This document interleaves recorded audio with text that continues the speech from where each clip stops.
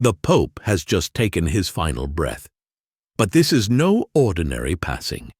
In the Vatican, the death of the Holy Father triggers a centuries-old machine of ritual, secrecy, and absolute control. Every second counts, and nothing is left to chance. Behind the majestic walls of Vatican City, the room where the Pope dies becomes the epicenter of global religious history. And the first person to act, a man you've probably never heard of, the Camerlengo, the Chamberlain of the Holy See. At this exact moment, he steps into the room and begins a series of ancient death rites, most of which the public has never seen. In the past, this ritual involved a small silver hammer. Yes, you heard that right. A hammer. The Camerlengo would tap the Pope on the forehead 3 times while calling out his baptismal name. If the Pope did not respond, he was declared dead. This was known as the silver hammer. Protocol. And it's just as eerie as it sounds. In modern times, they've replaced the hammer with more discreet tools, like an electrocardiogram. But the name is still spoken aloud 3 times. And when no answer comes, the declaration is made. I declare that His Holiness is truly dead.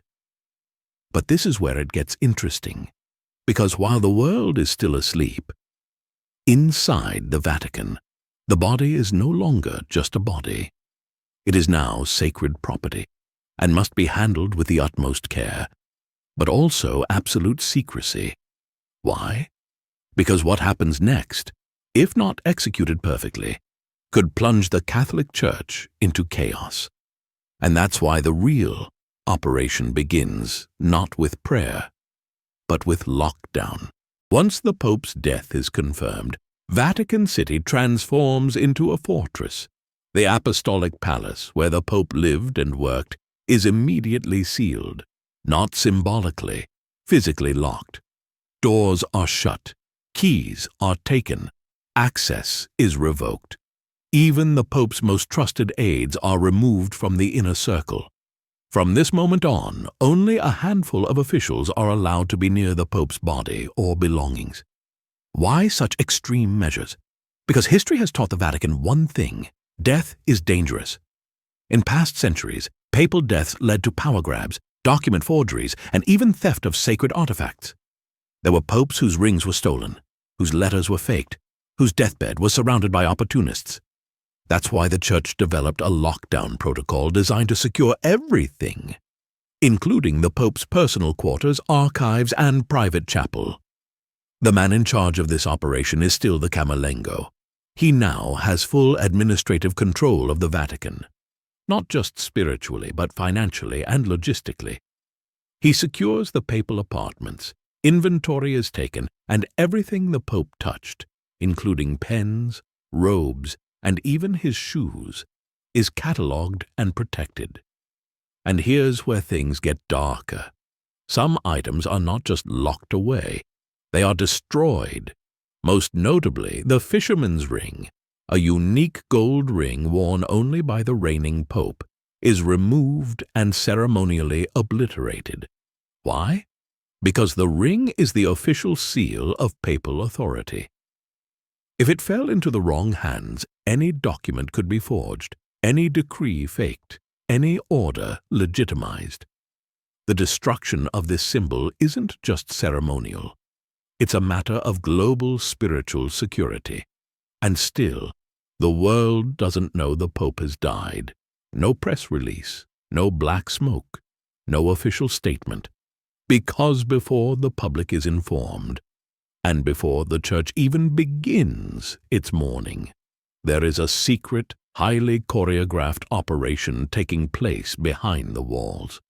The Pope's body must be moved, but not to a funeral home, not even to a church.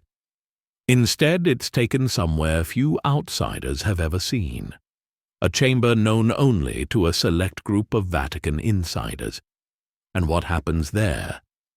That's what we'll explore in the next chapter, because how the Vatican handles the Pope's body in those first silent hours will leave you speechless. It's still dark outside, While the world sleeps, Vatican corridors flicker with candlelight as a group of hand-picked officials, no more than a dozen, prepare for the most secretive moment in the Catholic Church's playbook, the transfer of the Pope's body. But this isn't a grand procession or a public tribute. It's silent, controlled, almost surgical, and it's done behind sealed marble doors, far from the public eye. The destination? A private chapel deep within Vatican territory. Some insiders refer to it only as the Red Room.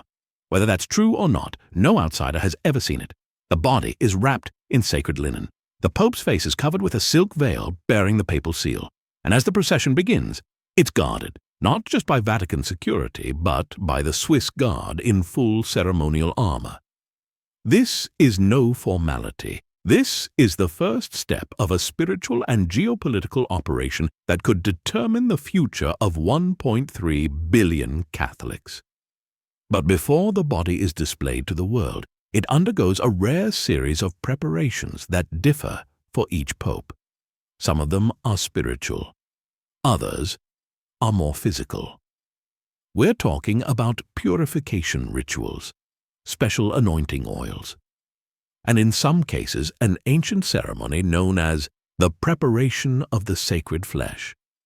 What is that exactly? Well, no one outside the highest ranks of the Vatican has ever confirmed it. Some whisper it's a symbolic rite.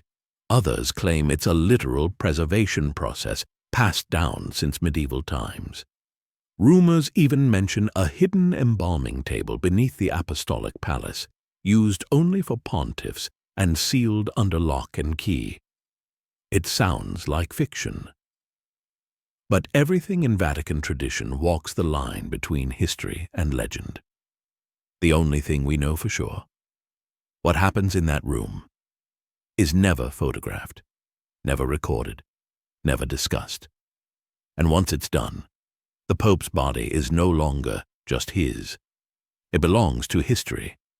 But before it can be seen by the world, there's one critical decision that must be made.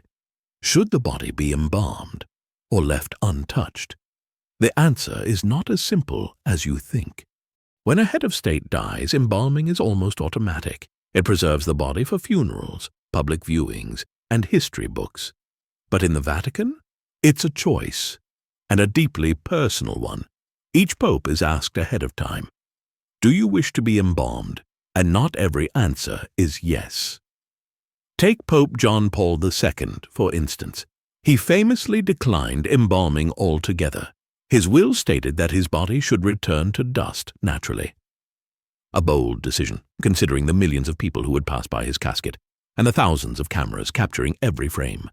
But then there's Pope John XXIII.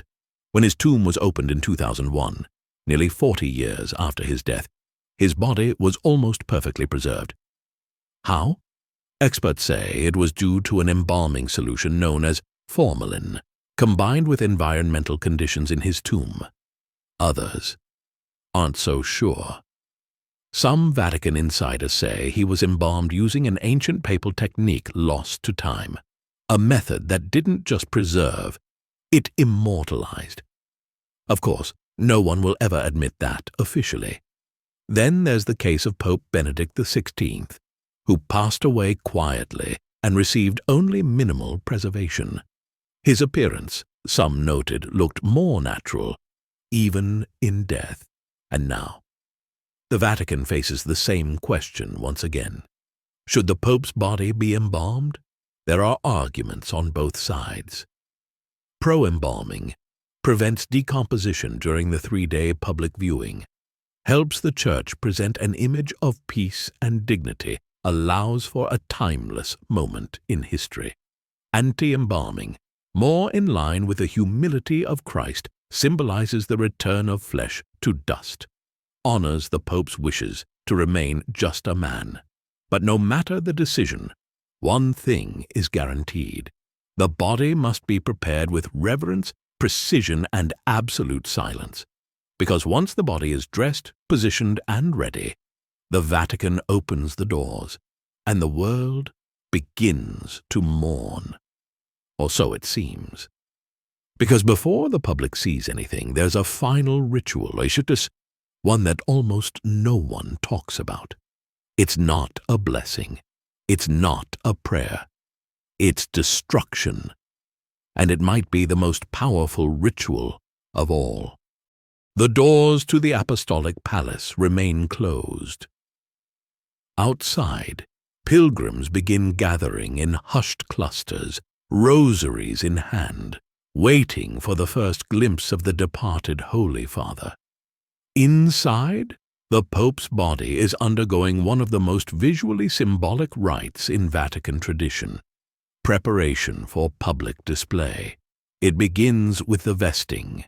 Each pope is dressed in full papal regalia: the white cassock, the red mozzetta, the gold-trimmed stole. His hands are folded over a wooden cross, his fisherman's ring no longer on his finger, already destroyed. Over his feet, red papal shoes are slipped on, a centuries-old nod to the blood of Christian martyrs. But that's not all. Custom papal coffins must be constructed. That's right, plural. Traditionally, a pope is buried in 3 coffins: cypress wood, symbolizing humility; later tea, to preserve the body and seal it from tampering; oak, for strength and tradition. But Pope Francis, he thought this was too extravagant. In 2024, he shocked Vatican insiders by stating that he wished to be buried in a single, simple wooden coffin, lined only with zinc. A humble act, yes, but one that rewrites hundreds of years of papal tradition. Still, regardless of simplicity or splendor, one thing must happen next. The coffin is prepared for display inside St. Peter's Basilica. It will rest on an elevated platform, flanked by candles and guarded day and night by the Swiss Guard, standing in full armor, unmoving as the world files past. For 3 full days the line will never stop. Heads of state, cardinals, children, entire pilgrim groups from across the world. But before the doors open, before the flood of mourners, the Vatican performs one final ritual. It has nothing to do with comfort, nothing to do with ceremony. It's violent, and it involves the destruction of the most powerful object in the Vatican. While the Pope's body lies in state under gold-trimmed velvet and the eternal gaze of the faithful, a secret ritual unfolds behind closed doors. One object is at the center of it all: the fisherman's ring. No 2 are alike. Each pope has his own, engraved with his name, and the image of St. Peter casting his net. For centuries, this ring has been the most powerful object in Catholicism. It isn't just jewelry. It's a stamp of absolute authority. While the Pope lives, only he may wear it. Only he may use it to seal official Vatican documents. With a single imprint, the Pope's word becomes law, binding across the globe. But once he dies, the power must be destroyed, immediately. Tradition demands that the Camerlengo, the man now acting as the temporary head of the Church, present the ring before the College of Cardinals. It must be seen, verified.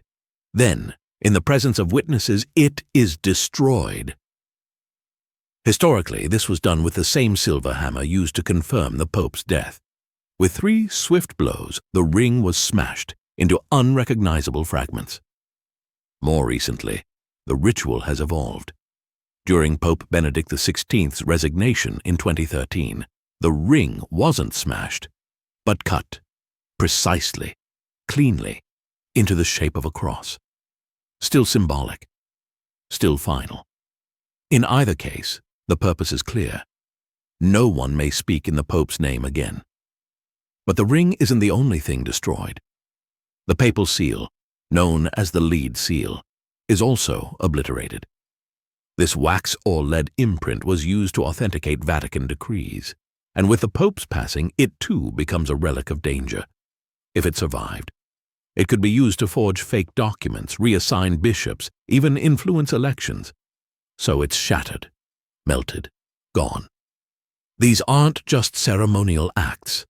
They're security measures, the equivalent of deactivating nuclear launch codes, and yet, not everything is destroyed. Some items, the Pope's breviary, personal letters, or even his worn-out slippers, are archived, stored in the Vatican's private vaults. Others, in extremely rare cases, may be handed over to heirs or trusted friends, but only with the unanimous consent of high-ranking Vatican officials. The purpose of all this: to ensure no part of the Pope's identity or authority survives without approval, because the Church must now move forward without him.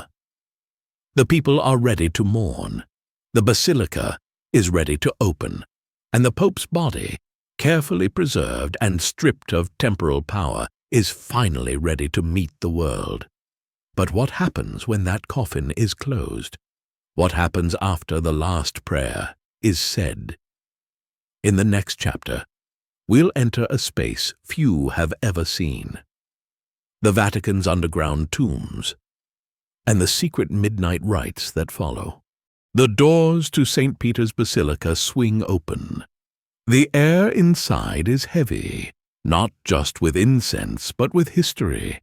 The Pope's body lies on full display, flanked by golden candelabras, encircled by velvet ropes, and watched over by Swiss guards who do not blink, do not speak, and do not leave, not even for a second.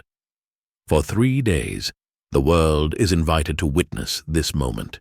The faithful arrive in waves, thousands at first, then tens of thousands, and eventually millions. Entire families drive across borders. Dignitaries land in Rome. Cameras roll 24/7. The line to enter the basilica stretches for miles. Some wait 10 hours just for a minute in front of the casket, and in that moment, silence. People cry, kneel, cross themselves, whisper final prayers, touch rosaries to the ground near the coffin, as if drawing in His Holiness like sacred electricity. But this is more than mourning. This is legacy in motion.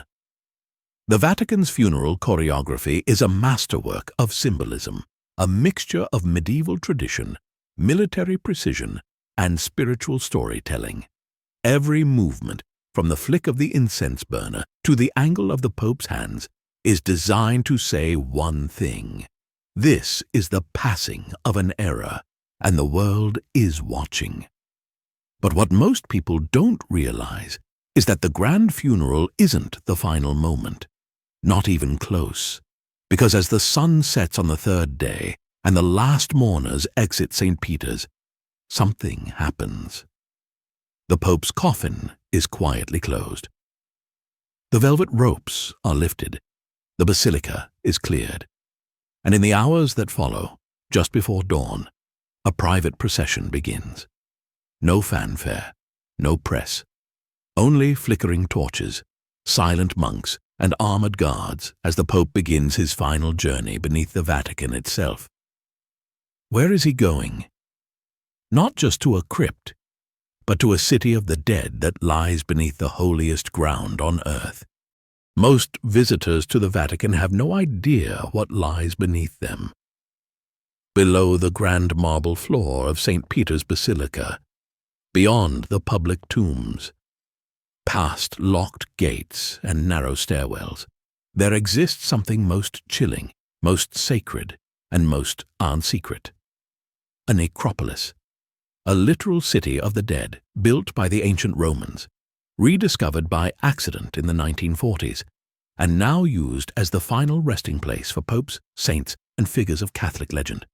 This is where many popes have been buried, including John Paul II, Pius XIII, and countless others. Their remains rest behind iron gates, engraved marble slabs, and thick walls no camera has ever pierced. But not all popes go here. In fact, Pope Francis made a surprising request. In December 2023, he publicly announced that he did not wish to be buried beneath St. Peter's. Instead, he chose to be interred in the Basilica of St. Mary Major, one of Rome's most iconic churches and one of the 7 traditional pilgrimage sites. Why? Because he visited it more than 100 times during his papacy. He prayed there after every international trip. It was personal, intimate, human. But regardless of the final location, the ritual of burial is always the same.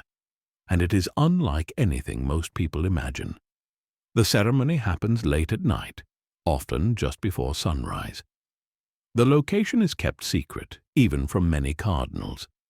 The body is transported under tight security, sometimes in an unmarked vehicle to prevent attention or threat. When the Pope arrives at his burial site, his coffin is lowered into the tomb. 3 items are placed with him: a small pouch of Vatican coins minted during his papacy, a written copy of the papal bull officially declaring his reign, a brief biography written by Vatican historians sealed in a tube of metal or glass. These relics serve as evidence of life, office, and memory, a time capsule for future generations. Then, and only then, is the tomb sealed, sometimes with mortar, sometimes with steel plating. The Pope's name is inscribed, prayers are whispered, the torchlight dims, and the burial party quietly disappears into the night. But here's where it gets even more eerie. Some say the Swiss Guard continues to watch over the Pope's tomb for a full week after burial. Others claim that high-tech motion detectors and silent alarms are installed around the tomb, just in case. Just in case of what? That's the part no one will talk about. But even after death, even after burial, the Vatican is still protecting the Pope's body. From thieves, from fanatics, and maybe even from history itself. And just when you think it's over, the most important moment is about to begin. Because now with the Pope entombed, the world turns to the most dangerous question of all: who will replace him? The Pope has been laid to rest. But in the Vatican, death doesn't mean the end of security. It means the beginning of a new kind of protection. Even in death, the Pope is guarded. Surprised? You're not alone.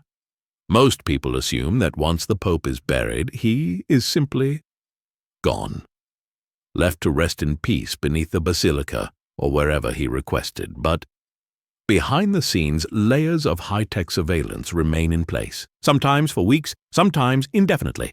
Motion sensors, infrared cameras, pressure-sensitive flooring. In fact, it's rumored that some papal tombs are equipped with silent alarms, so sensitive that even a small shift in temperature or vibration triggers a red alert inside Vatican security headquarters. But why go to such extremes? One word: relics. Throughout history, saints, martyrs, and popes have had their bones, garments, and even personal items stolen and sold. In the black market of religious relics, a fragment of a pope's remains could be worth millions, not just in money, but in influence.